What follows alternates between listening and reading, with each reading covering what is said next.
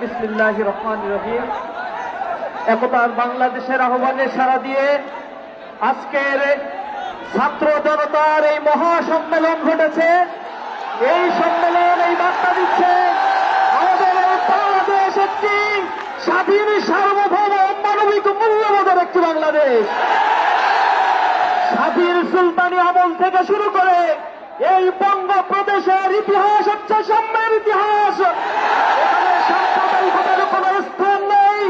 এখানে যারাই এ সকল পুঁজি করে মানুষের মাঝে বিবাদ সৃষ্টি করেছে তাদের একমাত্র উদ্দেশ্য হচ্ছে এ দেশের অগ্রগতিকে থামিয়ে দিয়ে এক নির্লজ্জ পলায়ন করা।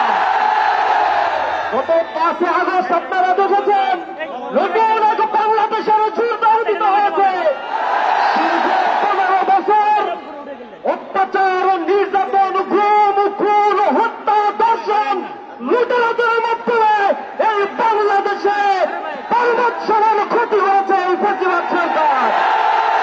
স্বৈরাচারের প্রেতাত্মারা বাংলাদেশ থেকে বিদায় নিয়েছে ঠিকই, কিন্তু এ দেশকে অকার্যকর করার জন্য নতুন চক্রান্তে তারা মেতে উঠেছে।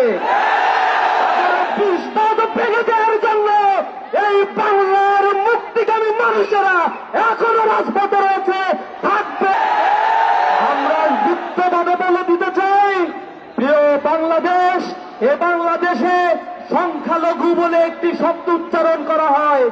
এদেশের সংখ্যালঘু বলতে কোনো শব্দ নেই। এদেশে সবাই আমরা মানুষ, আমাদের মানবিক মূল্যবোধ নিয়ে আমরা এদেশে বসবাস করতে চাই।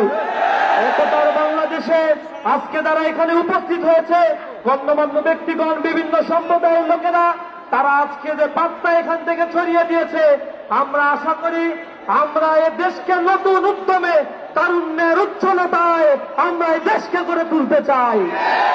সর্বশেষ আমরা বলতে চাই, এই বাংলাদেশ নিয়ে যদি কারো ষড়যন্ত্র করার স্বাদ জাগে, আবার যদি কারো ভর করে এই বাংলাদেশকে ফ্যাসিবাদের দোসরের আওতায় নিয়ে আসতে চায়, সাধারণ ছাত্র জনতা তাদেরকে এই বাংলাদেশে এক মুহূর্ত থাকতে দেবে না।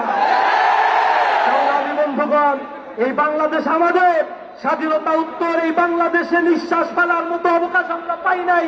আমাদেরকে নানা ধরনের ট্যাগ দিয়ে এদেশের মানুষের বাক স্বাধীনতা, সাংবিধানিক মানবিক মৌলবোধকে দমিয়ে দেওয়ার জন্য চেষ্টা করা হয়েছে। আজ মানুষেরা জেগে উঠেছে, জাগ্রত মানুষের কণ্ঠস্বরকে রোধ করার মতো কোন চক্রান্ত করার মতো কোন শক্তি নাই। আমি সর্বোপরি বলতে চাই, আমাদের ঘরে আলোর অভাব কবু নাহি হবে আর, আকাশ আলোক বাঁধিয়া দূর করিবে অন্ধকার। শস্য শ্যামলা এই মাটি মার অঙ্গ পুষ্ট করে আনিবে অটুট স্বাস্থ্য সবল দেহ মন ঘরে ঘরে। আমরা আনিব ফুল ও ফসল, পাখিরা কারাঙ্গাভর, জগৎ করিব মধুময়, প্রাণে প্রাণে প্রীতিডোর। আমরা প্রতিটি প্রাণের বন্ধনে এই স্বাধীন সার্বভৌম দেশকে গঠন করব। আমরা অতন্দ্রী প্রহরী হয়ে বাংলাদেশের প্রতি ইঞ্চি মাটিকে আমরা রক্ষা করবো ইনশাআল্লাহ। উপস্থিত হয়েছেন সকলকে অসংখ্য ধন্যবাদ জানিয়ে আমার কথা শেষ করছি। আসসালামু আলাইকুম ওয়া রাহমাতুল্লাহ।